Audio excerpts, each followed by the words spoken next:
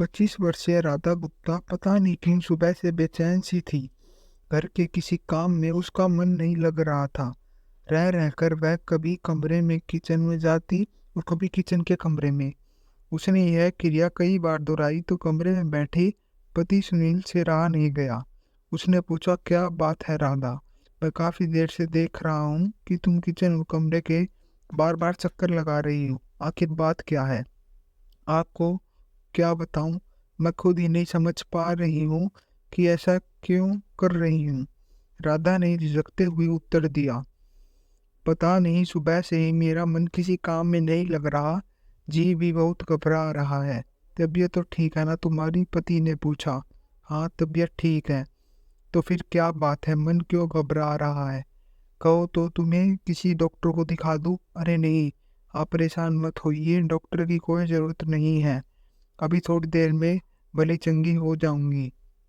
मैं तो इसलिए कह रहा था कि मैं ड्यूटी पर चला जाऊंगा, फिर रात में ही घर लौटूंगा। इस बीच कुछ हो गया तो?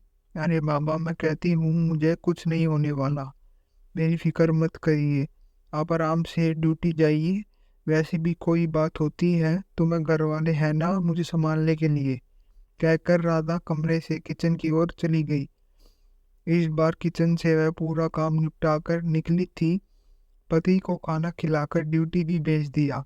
काम निपटाकर वह बिस्तर पर लेटी ही थी कि तभी उसके फोन की घंटी बज उठी। फोन उठाकर उसने देखा तो स्क्रीन पर उसके पापा जयप्रकाश गुप्ता का नंबर था। राधा ने झट से झपकते हुए कॉल रिसीव की। उस दिन राधा को अपने पिता की बातों से मायूसी महसूस हुई तो उसने उनसे इसकी वजह जानना चाही। जयप्रकाश ने कहा, क्या बताऊं बेटी, मुझसे एक अनर्थ हो गया। अनर्थ? कैसा अनर्थ? राधा ने पूछा। बेटी, आवेश में आकर मैंने अपने ही हाथों फूल सी छोटी बेटी प्रिया को मौत के घाट उतार दिया। क्या? प्रिया को आपने मार डाला? राधा चीखती हुई बोली। हाँ बेटी, उसकी चरित्रहीनता ने मुझे हत्यारा बना दिया। मैंने उसे सुधारने के कई मौके दिए, लेकिन वह अपनी हरकतों से बाज नहीं आ रही थी और मेरे हाथों यह अनर्थ हो गया। ये क्या किया आपने पापा? मेरी बहन को मार डाला। इतना कहकर राधा ने फोन डिस्कनेक्ट कर दिया और निडर होकर दाढ़ मारने लगी। अचानक बहू के रोने की आवाज़ सुनकर उसके सास ससुर घबरा गए कि अभी तो भली चंगी किचन से अपना काम कमरे में आ गई है, फिर अचानक उसे क्या हो गया कि दाढ़ मारकर रोने लगी। वे दौड़े भागे बहू के कमरे में पहुंचे तो देखा कि बहू बिस्तर पर लेटी सिसक या ले रही थी। उसके ससुर ने जब बहू से रोने की वजह पूछी तो उसने पूरी बात उन्हें बता दी। बहू की बात सुनकर ससुर जी चौंक गए कि समधी ने ये क्या कर दिया। थोड़ी देर बाद जब राधा थोड़ी सामान्य हुई तो उसने पति को फोन करके सारी बात बता दी। सुनील भी आश्चर्यचकित रह गए। उन्होंने पत्नी के तेरे भाई विनोद को फोन करके यह बात बताकर उससे पूछा कि ऐसा ऐसे हालात में क्या करना चाहिए। काफी सोच विचार के बाद विनोद इस नतीजे पर पहुंचे कि बात पुलिस को बता देनी चाहिए, क्योंकि यह मामला हत्या से जुड़ा है। आज नहीं तो कल यह राज खुल ही जाएगा। विनोद ने सुनील से कहा कि वह एसएसपी को फोन करके इसकी सूचना दे रहा है। उसके बाद गोला थाना जाकर वहाँ के एसओ से मिल लेंगे। विनोद ने उसी समय एसएसपी डॉक्टर सुनील गुप्ता को अपना परिचय देते हुए पूरी घटना की जानकारी दे दी। मामला हत्या का था, इसलिए उन्होंने थाना गोला के एसओ संजय कुमार को तुरंत मौके पर पहुंचकर कार्रवाई करने के आदेश दिए। कप्तान के आदेश पर एसओ संजय कुमार 17 अगस्त को ही जयप्रकाश गुप्ता के विशानुपुर स्थित घर पहुंचे। जयप्रकाश उस समय घर पर ही था। सुबह सुबह दरवाजे पर पुलिस को देखकर जयप्रकाश की जान हलक में फंस गई। उसे हिरासत में लेकर पुलिस थाने लौट आई। एसओ संजय कुमार ने जयप्रकाश से उसकी बेटी प्रिया के बारे में सख्ती से पूछताछ की तो उसने बताया कि उसने 27 जुलाई 2019 को बेटी की गला घोंटकर हत्या कर दी। फिर उसकी गर्दन धाड़ से अलग करती थी। बाद में सिर को प्लास्टिक के एक बोरे में भरकर उर्वा थाना क्षेत्र में फेंक दिया और धड़ वाले हिस्से को और उसके पहने कपड़े दूसरे प्लास्टिक भरे में भरकर गोला थाना क्षेत्र के चैनवा नाले में फेंक दिए थे। प्रिया का सर और धड़ बर्बाद करने के लिए पुलिस उसे मौके पर ले गई। उसके निशानदेही पर चेनवा नाले से धड़ बरामद कर लिया। 22 दिनों से धड़ पानी में पड़े रहने की वजह से सड़ कर कंगाल में तब्दील हो चुका था। पुलिस ने कंकाल को अपने कब्जे में लेकर पोस्टमार्टम के लिए भेज दिया, लेकिन उसका सिर का कहीं पता नहीं चला। एसओ संजय ने जब उससे पूछा कि तुमने अपनी बेटी की हत्या क्यों की, तो दबी जबान में जयप्रकाश गुप्ता ने जो जवाब दिया उसे सुनकर वही नहीं, वहां मौजूद सभी ने अपने दांतों तले उंगलियां दबा ली। कलयुगी पिता जयप्रकाश ने रिश्तों की मर्यादा का खून किया था। कंगाल बरामद होने से करीब 22 दिनों से रहस्य बनी प्रिया के राज से पर्दा उठ चुका था। बहन की हत्या से राधा बहुत दुखी थी। उसे पिता की घिनौनी करतूतों पर गुस्सा आ रहा था। राधा ने साहस का परिचय देते हुए पिता जयप्रकाश के खिलाफ धारा 302, 201, 120वीं बांग्लादेश के तहत रिपोर्ट दर्ज करा दी। जयप्रकाश गुप्ता से पूछताछ के बाद इस मामले की जो घिनौनी कहानी सामने आई उसे सुनकर सभी हैरान रह गए। करीब 55 वर्षीय जयप्रकाश गुप्ता मूल रूप से उत्तर प्रदेश के गोरखपुर जिले के गोला थाना क्षेत्र के विशानुपुर राजा बुजुर्ग गांव का रहने वाला था। वह गला का कारोबार करता था। करीब 15 साल पहले उसने विष्णुपुर राजा बुजुर्ग गांव में मकान बनवा लिया और परिवार के साथ रहने लगा था। उसके परिवार में पत्नी और 2 बेटियां राधा और प्रिया थी। जयप्रकाश को बेटे की चाहत थी, लेकिन बेटा नहीं हुआ। तब उसने बेटियों की परवरिश बेटों की तरह की।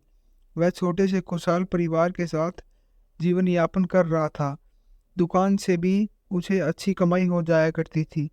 जयप्रकाश गुप्ता की गृहस्थी की गाड़ी बड़ी खुशहाल तरीके से चल रही थी। पता नहीं उसकी गृहस्थी को किसकी नज़र लगी कि सब कुछ छिन भिन हो गया।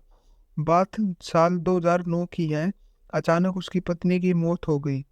उस समय उसकी दोनों बेटियां 10-12 साल के बीच की थी।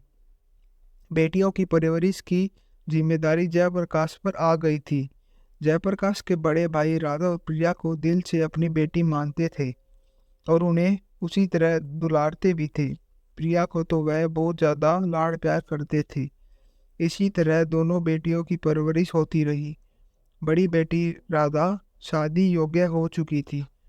राधा के शादी होते ही जयप्रकाश के माथे पर चिंता की लकीरें उभर आई। वह बेटे की जल्द से जल्द शादी कर देना चाहता था। उसके लिए वह लड़का देखने लगा।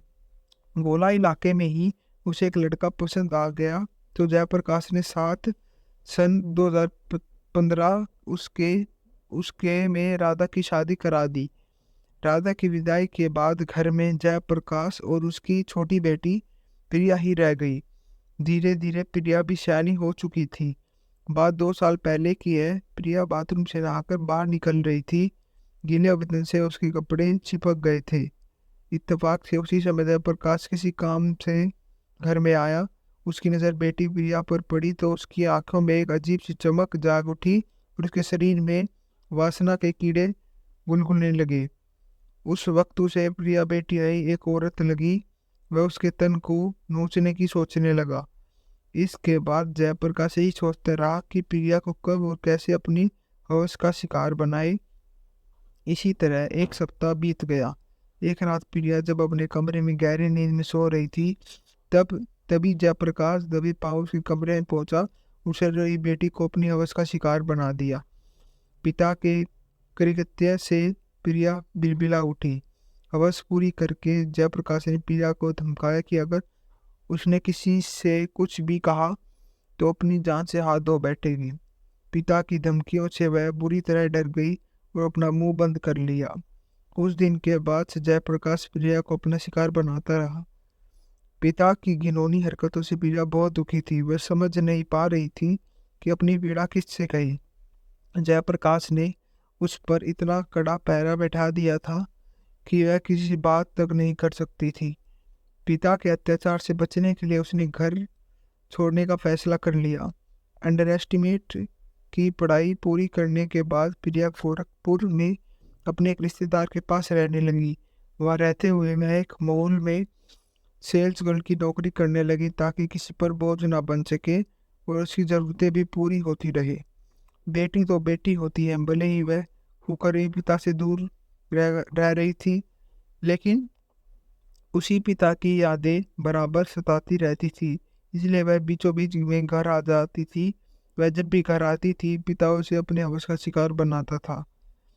26 जुलाई 2019 को प्रिया घर गई थी।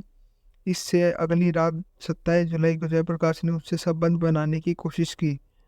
प्रिया ने इस बार पिता की मनमानी नहीं चलने दी और विरोध करने लगी।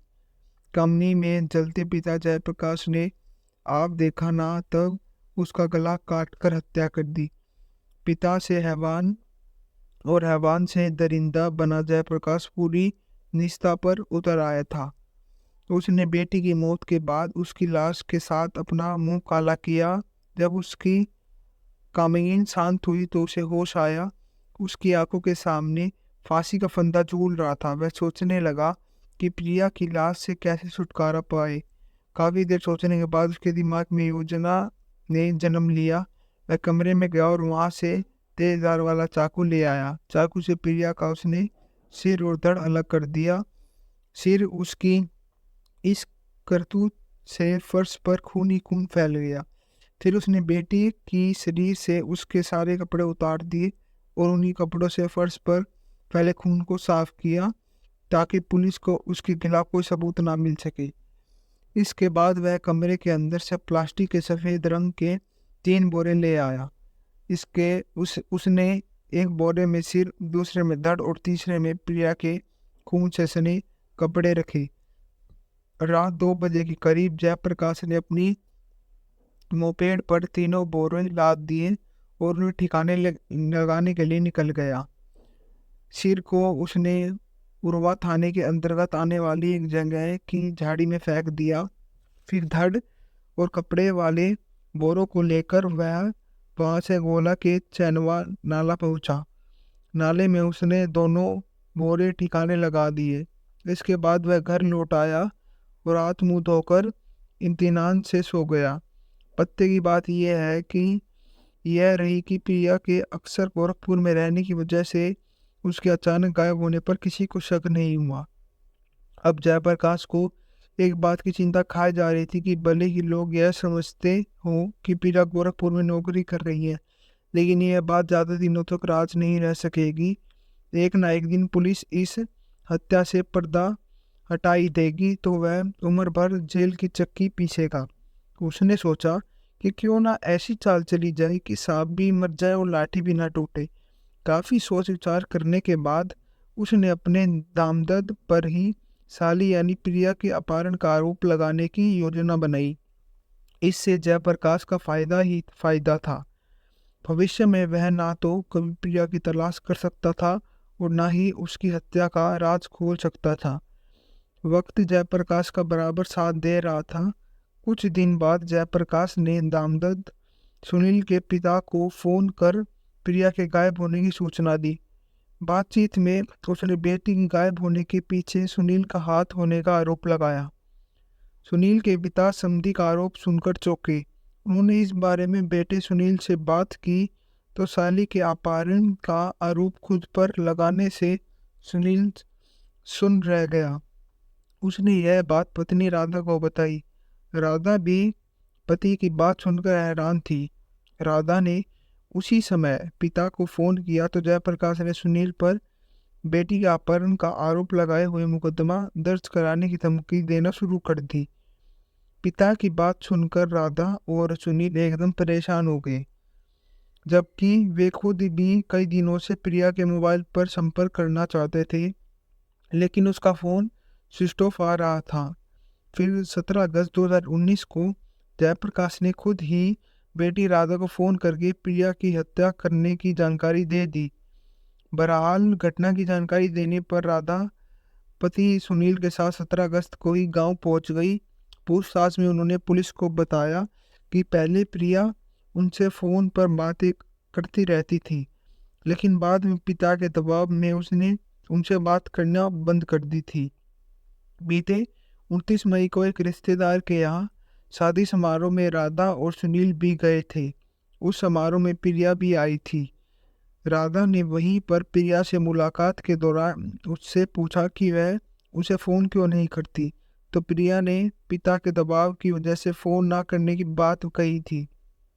जब उसने वह वजह पूछी तो उसने कुछ नहीं बताया। इसके बाद से वह कभी कभार बहन और जीजा को फ़ोन कर लेती थी, लेकिन पिता की हरकत के बारे में उसने उनसे कभी कोई चर्चा नहीं की थी। अगर प्रिया ने थोड़ी हिम्मत दिखाई होती तो उस समय मौत के आंसू में यूं नहीं समाना पड़ता। वह भी जिंदा होती और खुशहाल जीवन जीती। यही नहीं, मर्यादा की सारी सीमाएं लांघ चुके कलयुगी पिता को भी सलाखों के पीछे पहुंचवा सकती थी। लेकिन सामाजिक लोग लाज और डर के चलते उसने ऐसा नहीं किया, जिसकी कीमत उसे अपनी जान देकर चुकानी पड़ी। पुलिस ने जयप्रकाश गुप्ता से पूछताछ के बाद उसे कोर्ट में पेश किया, जहां से उसे जेल भेज दिया गया।